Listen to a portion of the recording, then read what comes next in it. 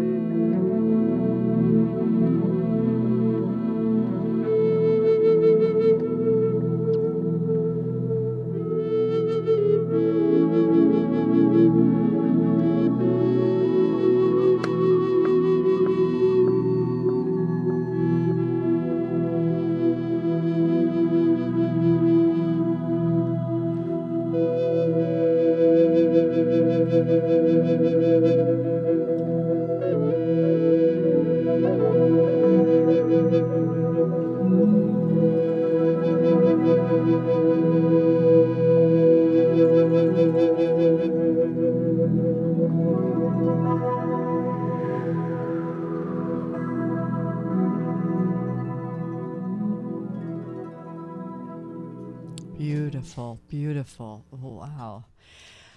Oh, I'm in another land now. One thing that's so interesting about your playing, and I've heard you play a fair number of times, David, is it does have a very sort of native people's sound to me. Well, anytime you have flutes, it sounds Native American, because it's such a part of their culture, and in all the movies that we've seen, there's always somebody playing the flute. Yeah, but also the tone. I mean, there are many ways of playing flute that can sound perhaps Irish, or they can sound Scottish, or they can sound, Renaissance. But there's something about the exactly. As an example. It would be hard to meditate to that, though. Right, but the other sound, it's those chord intervals and stuff, that there's something, and I haven't studied Native American or Native peoples. I've just heard it, like you say, so much. It's kind of in our just some part of us that we feel so connected to it. I also do with the Irish. When I hear things like Barry Lyndon or whatever, I just immediately feel like I'm in another land because I'm Irish. So it just connects with me so much. But, oh my gosh. So do you want to talk a little bit about your flute playing and just sort of how that is for you and where it came from? I started playing when I was in third grade, like everybody else. This is called a recorder. It's a Renaissance flute. I remember those days. And I became the youngest person in the New York Recorder Guild performing advanced thing. I was the only one who wasn't gray because I was 12 and everybody else was like 60 or 70 years old, I really stuck out in that band, I bet. And I got into listening to Led Zeppelin and Jethro Tull when I was in high school, and I learned to play all those things like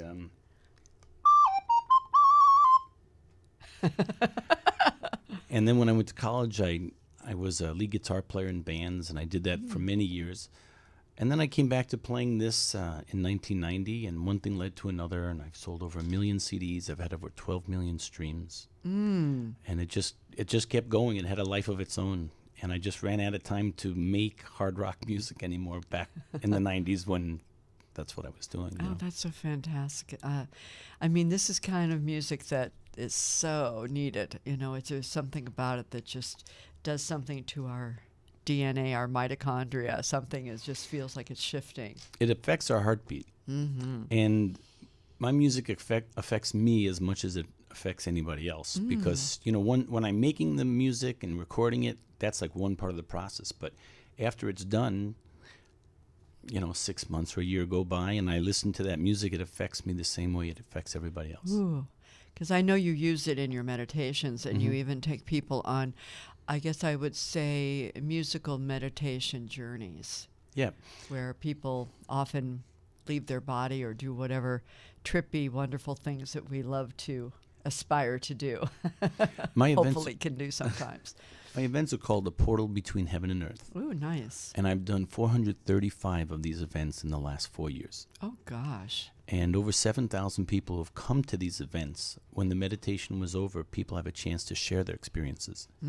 And so 7,000 people have shared in front of everybody that they had a conversation or spiritual travel with Jesus, Buddha, Moses, Krishna, Mother Mary, Mary Magdalene, Kuan Yin, Isis, or one of their loved ones. And that's kind of like the foundation of my book, is because there were so many people who had these experiences with Jesus, his wife, Mary Magdalene, or Mother Mary. Over 1,000 people actually had an experience with one of them, and I stopped counting at 1,000 about a year ago. And so many of these people who shared their experiences at my events, their experiences became part of the book. That's so cool. That's so cool. The true story of Jesus and his wife, Mary Magdalene. I'd like to say something untold truth about that. Art and evidential channeling, or eventual. Evidential. Well, evidential, but eventual channeling also. Well, what evidential channeling is channeling where there's evidence. Okay? So in chapter 1 of this book, Crystal, who's somebody who I met at the events, she shared that she'd been in the corporate world for like 25 years, and when she retired, she got interested in meditation. And she went to her first meditation workshop, and the person leading that told people to close their eyes, take a deep breath, relax, allow the first thing that comes to your mind to come to your mind and go with it. Well, Crystal closes her eyes with the rest of the group, and Jesus appears by her left ear. And Jesus whispers in her left ear, "Can you forgive me?" And she says, "Forgive you for what? Why would I need to forgive you?" And he said, "Because we had to leave you when you were little because it wasn't safe to bring you where we were going." Oh, my goodness gracious. At that moment, she's given the visual image of her being one of Jesus and Mary Magdalene's 3 children. Oh, my gosh. Everybody knows Jesus was Jewish and his real name was Yeshua. But most people don't realize that he was a rabbi. And before you can become a rabbi, you have to have 2 things first. You have to have a wife and you have to have children. Actually, 2,000 years ago, all Jewish men, it was mandatory for a man to have children and have a wife. It wasn't like it was a choice. You had to have it. So he and Mary Magdalene had 3 children, and they were each 1, 2, and 3 years old because he came back from traveling. When he was 30 years old, he met Mary Magdalene because Mother Mary introduced them at a wedding. Okay? Obviously, Mother Mary knew what she was doing, right? And they hit it off immediately. They were both on the same level spiritually. Okay? One of the things that they found out when they first met was during the time that Jesus was traveling, between the time he was about 15 years old and 30 years old, he was a sailor. And he loved to sail and he loved to travel. Everybody knows he was a carpenter.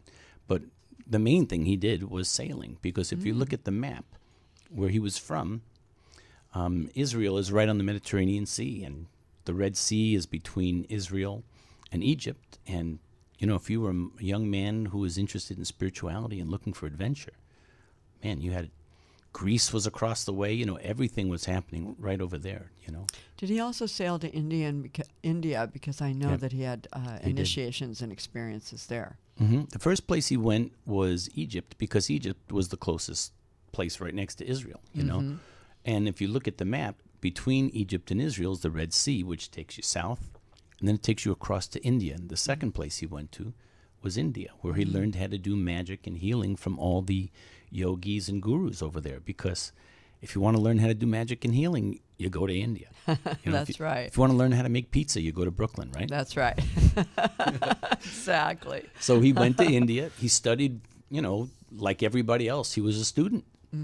And from there, he went to Tibet. There's actually a movie called Jesus in India, which has all this amazing information about the fact there was documentation at this Tibetan monastery that he was a student there. And that documentation was brought to the Vatican, but it was never seen again. Cause There's so many at this point, because I'm sure there are people listening to this show who may be or watching who may be amazed by hearing this. And I'm glad that we're chatting about this in a sort of regular, nonchalant way, because there is so much interesting information about this.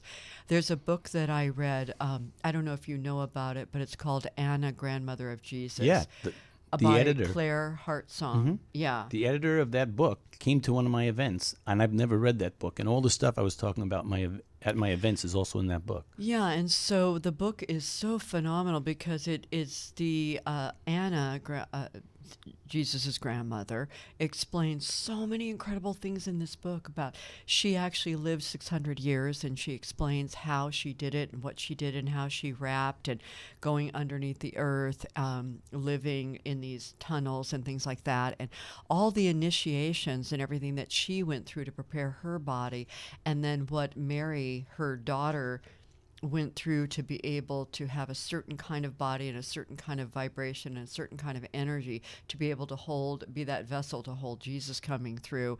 And it's fascinating. And then Mary Magdalene had a lot of those things with her, you know, what went on with her parents and what went on with her and the cousins of Jesus and John the Baptist and all those guys, the aunts and uncles, everything that they went through. So, yeah, fascinating stuff. Well, Mary Magdalene's mother died young. Her father was Joseph of Arimathea, who's one of the people in the Bible, who was one of the wealthiest men in that whole area. And when her mother died young, Mother Mary became like an adopted mom of hers, because that's what people do, you know.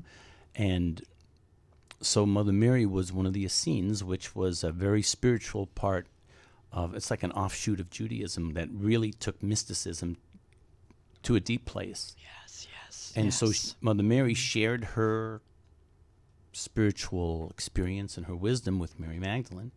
And one of the things that Jesus and Mary Magdalene found out when they first met, when he was 30 years old, was that because her mother had died young, she inherited a lot of money, which gave her the ability to do things most people weren't able to do. And what they found out was that they both had these two places in common, that they had both gone to Egypt to study in the mystery schools of Egypt, and they had both studied in India from the yogis and gurus. So they both learned all about healing and herbalism and everything you would know from a shaman nowadays. That's what they both learned how to do, and they had that in common. And also the fact that they came from the Essenes. In other words, the Essenes were they had that in their nature nurture. They had that in their environment. They also came through it genetically. And the Essenes, for people, definitely check out the Essenes, because we think of living a spiritual life now and what that might mean as far as what we eat, what we drink, how we work on our vibration to be higher so that we can receive more and do more in the world that we're in right now. The Essenes are ancient. They definitely came way before us and paved that pathway for us. So it's a great, they, as we used to say, they had it down. They had it down, brother. Well, meditation was a huge thing for spirituality. There's nobody who's spiritual that doesn't meditate. Right. And meditation was a big part of their whole thing of connecting with the higher power, with the source. And breath work. And that was one of the things that Anna talks about as far as being able to live so many years. And she talks about, it's really cool actually, because there's some very hot things she talks about in this book too. I mean, about sexual stuff, and when she decides she's ready for the, sort of the man to come in, and how she prepares herself. I'm like, oh my goodness, this is something else. I could take some notes from this book. Yeah, I haven't read the book. I've heard a lot about those things that you're talking about. How to take care of your skin, how to take, and little serious stuff about longevity and vitality and all that stuff. It's like, wow, that was thousands of years ago, that we can just, add that to our beauty regimes and all of that, and our health regimes to this day. Blessing water and blessing our food, and doing everything in a sacred way, How we walk, how we talk, how we put a book down, how we pick a book up, just everything. How we enter a room, how we are in the room with other people, just, we can all, let's study the Essenes, people. Let me go back to Crystal's experience for a moment, right? Please. So she's having this experience, and she's shown the image of her being one of Jesus, Mary Magdalene's 3 children, because he came back when he was 30. Between the time he was 30 and 33, that's when he married Mary Magdalene. They had 3 children who were 1, 2, and 3 years old. Makes sense in 3 years, right? And so she's now given that image, and she is bawling her eyes out. Everybody in the room is meditating, and her tears are just flowing. Well, when the meditation is over, the woman who was leading the workshop, of all the people in the group, pointed to her and said, "Ma'am, I just want to let you know that when we started to meditate, I could see Jesus whispering in your left ear, but I couldn't hear what he was saying to you." Wow. That's chapter 1 of my book. That's so cool. Oh my gosh. At some point, I know on the screen we're going to be getting covers of this book, and that's a beautiful piece we're actually seeing right now, but I just want to hold this because it matches our outfits. And we have a great black background, so we're rocking it here. Oops, let me get it. Hey, as long as we're talking about the black background, I have to say that of all the hundreds of interviews that I've ever done, this is the only time I've ever worn a sweater. Oh, you're normally having a more Nehru look. Well, I know that we're going to want to get a bit of music in on this, so I might take this moment after we had this incredible story about Crystal to have another moment of music. I would love that so much. Okay. And by the way, as you're pulling that together, I just want to also mention to people that David says on the cover of this book is not about religion. So, again, we're speaking, I hope you guys can all feel it. We're speaking from a much deeper and a much more elevated place than the confines of religion. So, yeah, if there's anything that he didn't want to ever have anything to do with, was organized religion, because, Judaism back then was such a powerful thing in that area. And he was up against the fact that everybody was doing everything one way that was kind of backwards, Yes. limited, and if you look at the map, where they came from in Nazareth and Magdala, Mary Magdalene's last name comes from the fact that she came from a village called Magdala. That's where Magdalena comes from. And the rabbis had such a control over people, kind of similar to the way that the Vatican has control over people. The Vatican learned it from them, in case you weren't wondering, Yeah. And there used to be a thing that was said.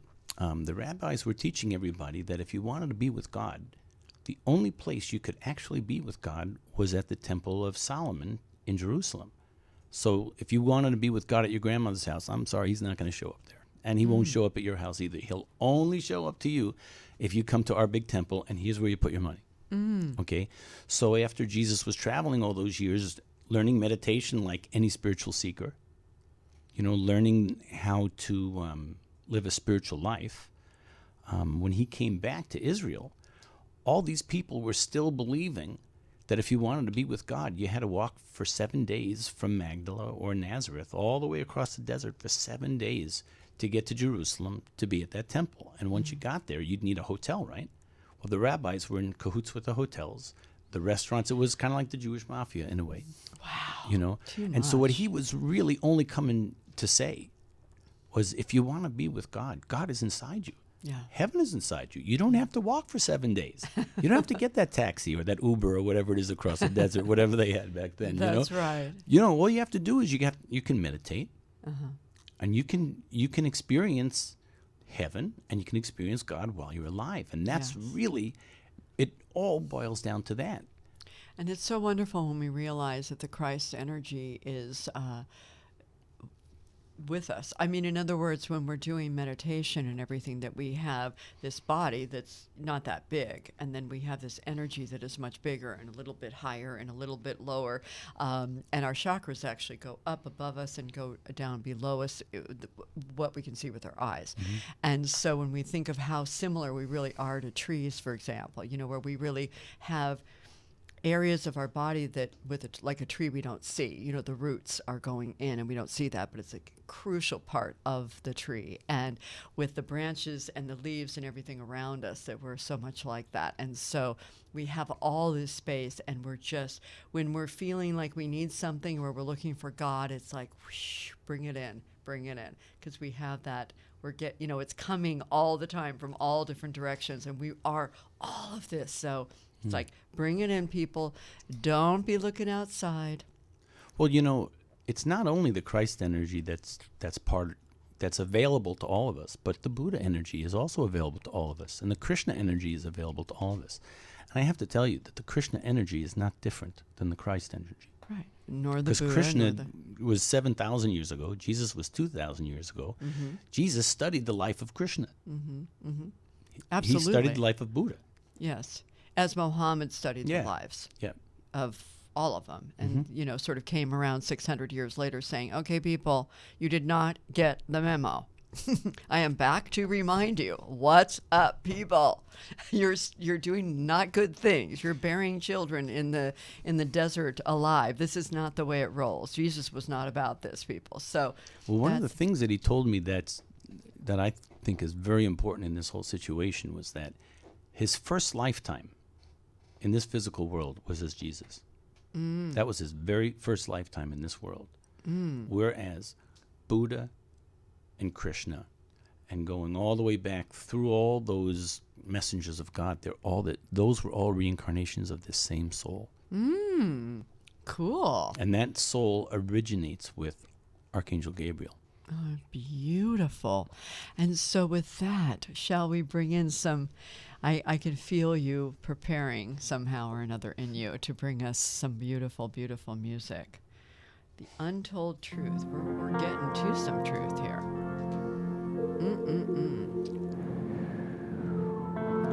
And I love that your workshops are called The Portal Between Heaven and Earth, where thousands of people have been. And so beautiful.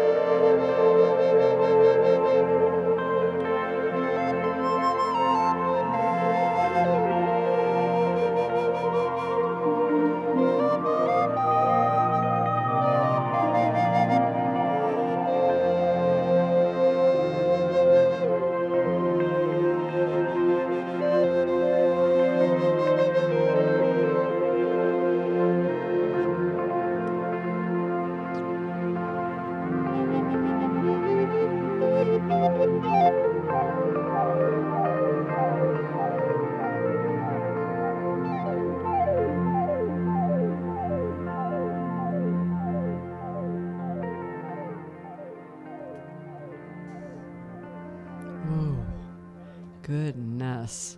That's just so beautiful. I cannot believe that you actually play two flutes at the same time, by the way. So for people who aren't actually seeing this, there are two flutes going on at the same time at different times. Well, someone's got to do it. I guess so. Seriously, never seen that. I love, you know what? You know, one of the things I love talking about so much is creativity right now in our world, because we really, really, really, really need it. And the young people who are coming through are just doing things so differently and bringing so much new stuff for us to enjoy, to see, to do, to experience ourselves if we are willing.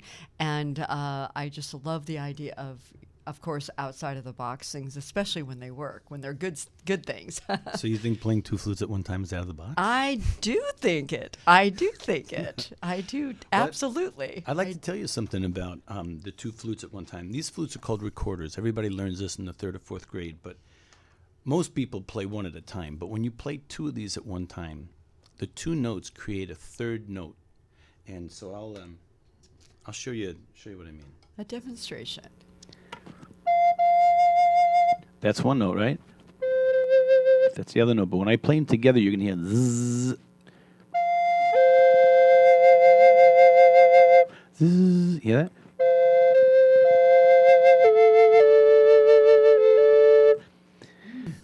And one of the unique things about this is that I do the music at all the conferences for near-death experiences, for people who've had near-death experiences. Yeah. I haven't had a near-death experience for myself, fortunately.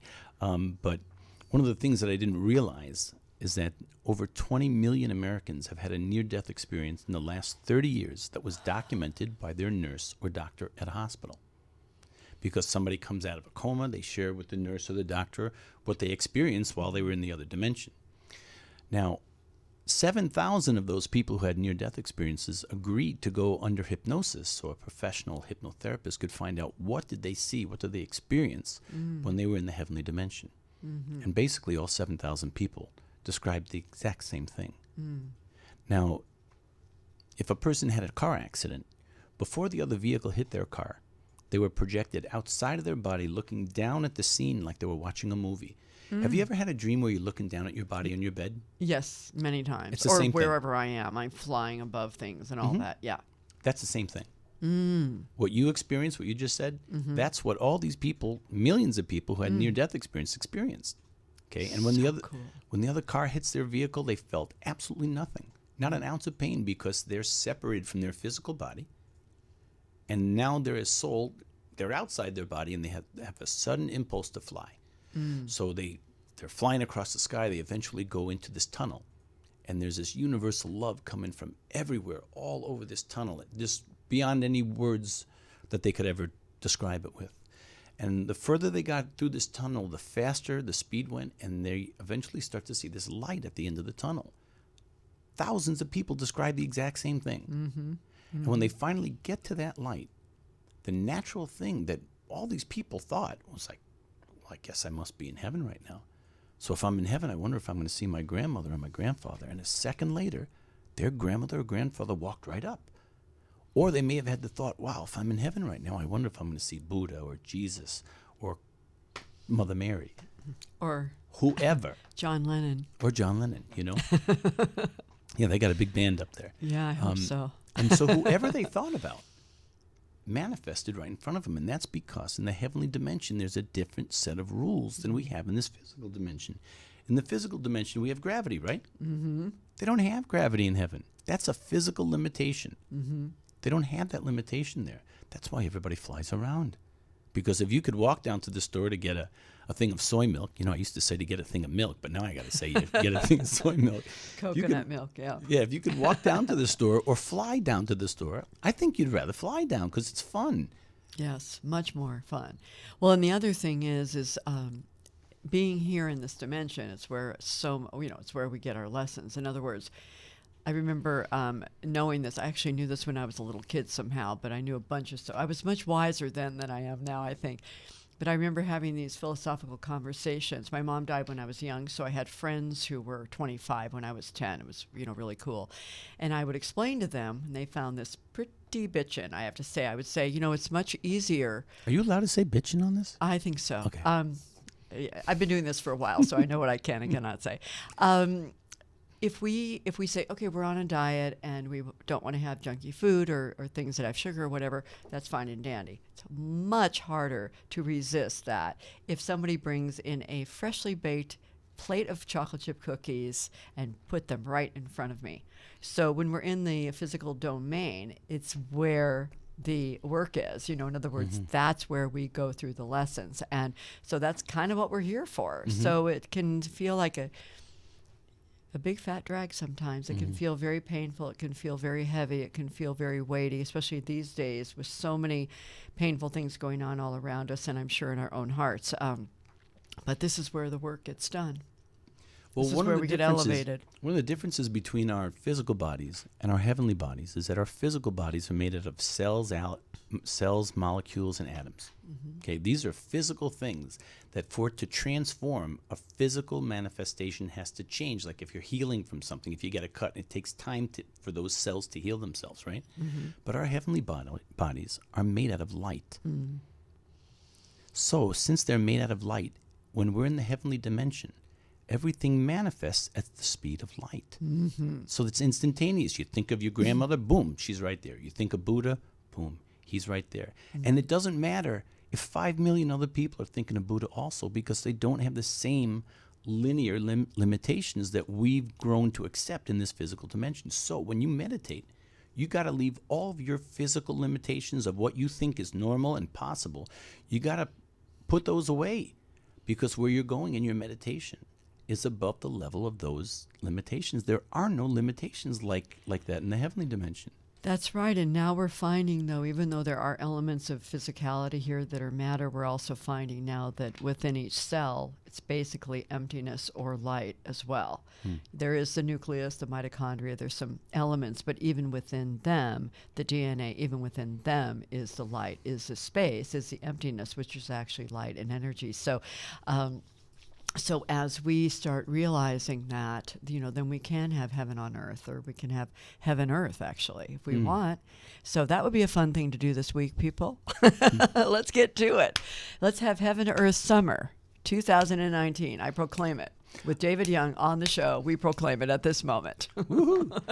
Well, as long as we're talking about near-death experiences, right, I'd like to talk about how Jesus' near-death experience affected him. Okay, most people think, because it says in the Bible that he died on the cross, and that he appeared to some of his buddies afterwards and said, hey, I'm going to prepare a place for you, right? But that's what it says in the Bible. And the only reason why it says that in the Bible was because when his body disappeared, nobody knew where he went except his wife, Mary Magdalene, and his mother, because Mary Magdalene had to make the worst decision anybody would ever have to make. Do you stay with your 3 children and allow the man of your life, your husband, do you allow your husband to die? Or do you leave your 3 kids with Mother Mary so she can bring up your 3 children and find a way to save him? And what she did is that she was friends with this Roman soldier. And this Roman soldier took him down off the cross after 6 hours. Why did he take him down after 6 hours? Because it was on the eve of Passover.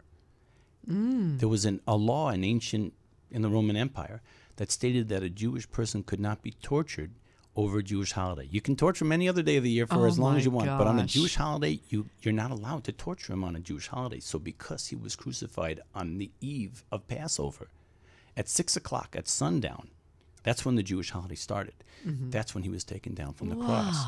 So by the way, I just want to ask our engineer how much more time we have. Up to the minute. Okay, very good. We're okay. So carry on. Carry on, David. Do you want to hear the end of the story? Yes, please. Okay. I do want to everybody wants to hear the end of this part, right? I think so. See, I created a cliffhanger. Okay, carry on. And the story I'm sharing with you now is not in the book Anna, Grandmother of Jesus. Okay? So what happens is this Roman soldier takes him down off the cross and puts him in the tomb of Joseph of Arimathea, because Joseph of Arimathea was Mary Magdalene's father. Simple. in the Bible, the last place and the last person who ever saw Jesus alive was Mary Magdalene. Saw him at the tomb of Joseph of Arimathea. So this Roman soldier lets Mary Magdalene into this tomb with her sister Martha each day for 3 days in a row, so she can change the bandages on his hands and on his feet and on his rib. On the third day, this Roman soldier brought a wooden cart covered by hay, and it was pulled by a horse. The Roman soldier takes Jesus' body out of the tomb and puts his body in the center of the cart. This is what the cart looked like. The cart is covered by hay, and so he covers Jesus' body up with the hay. So now it just looks like a wooden cart with a bunch of grass on it. Mary Magdalene rode the horse, and that is how they escaped. Oh, my gosh. And when I shared that at Unity of Sedona, this woman raised her hand and she said, I'm the office manager here at Unity of Sedona. And once a month, we have a Mary Magdalene channeling discussion group. And Mary Magdalene gave all 15 of us in this channeling discussion group the exact same story about the wooden cart, the hay, the horse, and the Roman soldier. Oh, my goodness. And we bought every single channeled book by Jesus, Mary Magdalene, and Mother Mary. And that story is not in any book. This is the first book that it's in. And there's a picture of the cart that they, Whoa. That's amazing. That's so incredible. It would change the way the world looked at religion if they knew that he lived to be 72 years old and she lived to be in her 50s. They had a fourth child once they got to France, and that child's name was Sarah. Oh.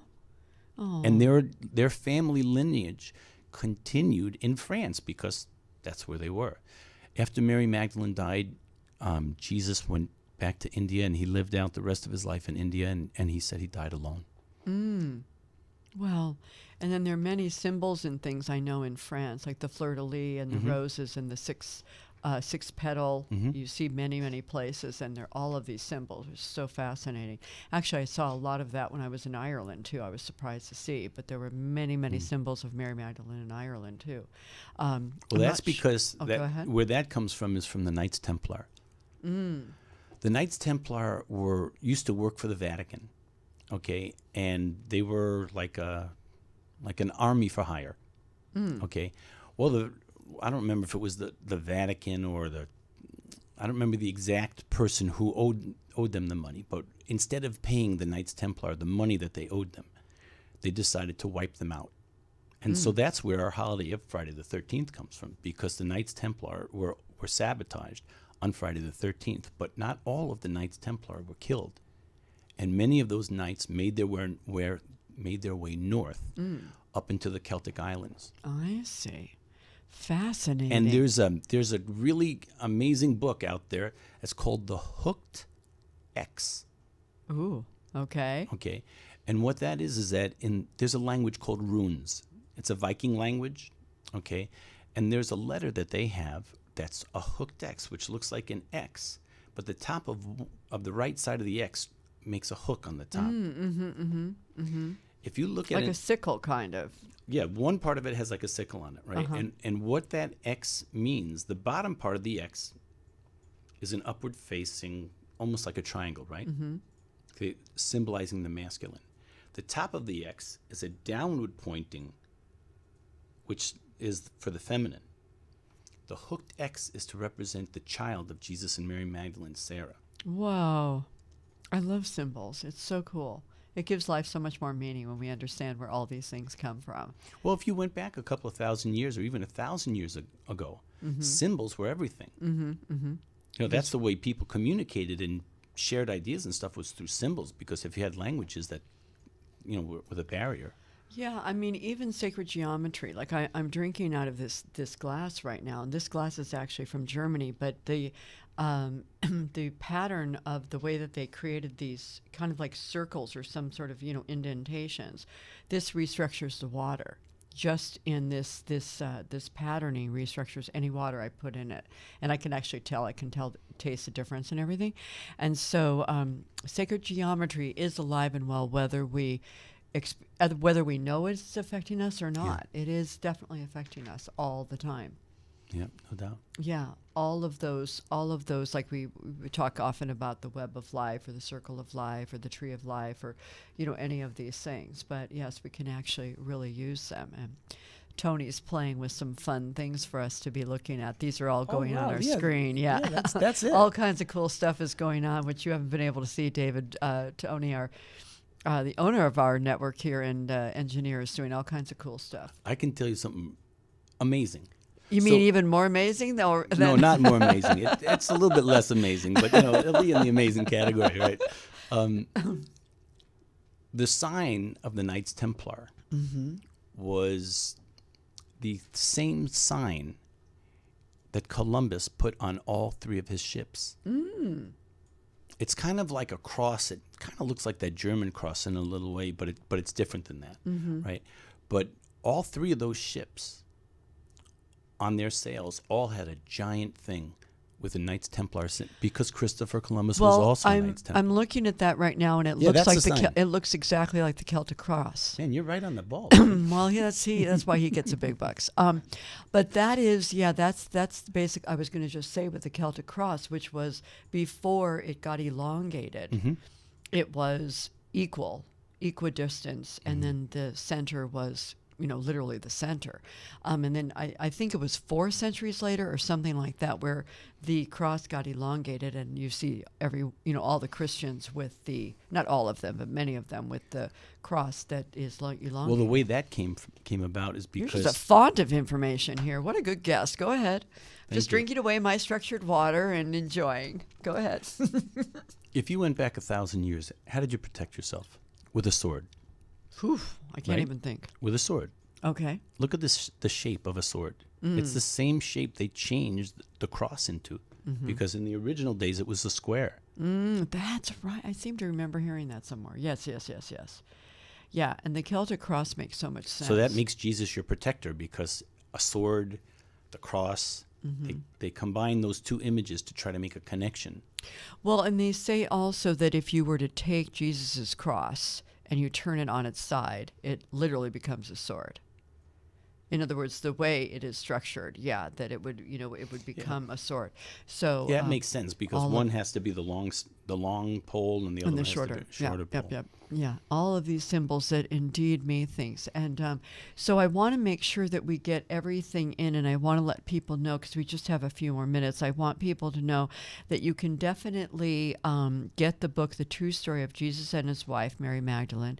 And then also, I know that there are CDs that people can get from you. And do they just go to your website? They can go to davidyoungmusic.com, or you can go onto Amazon. And the book is available as a 13 by 10 inch full color coffee table book, like what you have right here. So beautiful. It's also available as an ebook Okay. and as an audiobook. Okay. And the ebook and the audiobook are in English, and they're also in Spanish. Nice. Now, here's the funny part. I spoke it in Spanish, even though I don't speak Spanish fluently. But I read it off of papers, right? Yep. Now, the English audiobook is 3.5 hours. But the Spanish audiobook is 4.5 hours, because I couldn't speak it as fast as I did in English. Oh, my gosh. The other thing I want to let people know is that you do really, really beautiful art. I want to make sure we get everything in. And so some of those things, of course, the cover, that when you see that is part of your art, and it's just exquisite. So I know you do a lot of magical things with the art. I mean, there are crystals in it, and you do all kinds of amazing things with the paint and everything. So I was lucky enough and fortunate enough to go to one of your art openings, and it was just massively gorgeous. Just being surrounded by all the paintings felt like a temple. It was just really, really powerful. So congratulations about that. Thank you. And I think many people felt the same way. I'm sure I wasn't alone. And so I know that's a whole other story. That's for another day. That's for another show, I think. But anything you want to just briefly say about that, as Tony will cut us off in 3 minutes. There'll be a Tibetan bell. I made 150 paintings in a year and a half, and about 50 of those paintings are in this book. And I paint abstracts, but there were so many images that I painted that became part of this story. I painted the cave that they lived at in the south of France, not knowing, before I knew that they lived in a cave in the south of France. Wow. I That's painted the phenomenal. mountain that cave is on. And if you saw a picture of that mountain and the painting that I made that's in the book, you would think I painted this thing to try to make it look just like that. Oh my I made that painting gosh. before I went to the mountain. That's incredible. That is incredible. Well, what I would love to do is I would first of all love to thank you so much. I would love to thank you for this book, for the beautiful music that you bring to us and the beautiful, beautiful paintings. And of course, being with us here in the studio today. And I would also like to thank you guys for always being part of our world and sharing however you do. And we all know that that's so important to do. So I appreciate that. And if you don't mind, David, I would love for you to play us out if that would be not too much trouble. I think we have a minute a minute and a half or so, and we would love to have you blissfully take us out into whatever it is next that we are all doing. And until next time, guys, remember that you do make a difference. Let's live like the Essenes. Let's bless our water. Let's be peace, peace, peace in everything we do. And until next time, this is Sunny Chayes.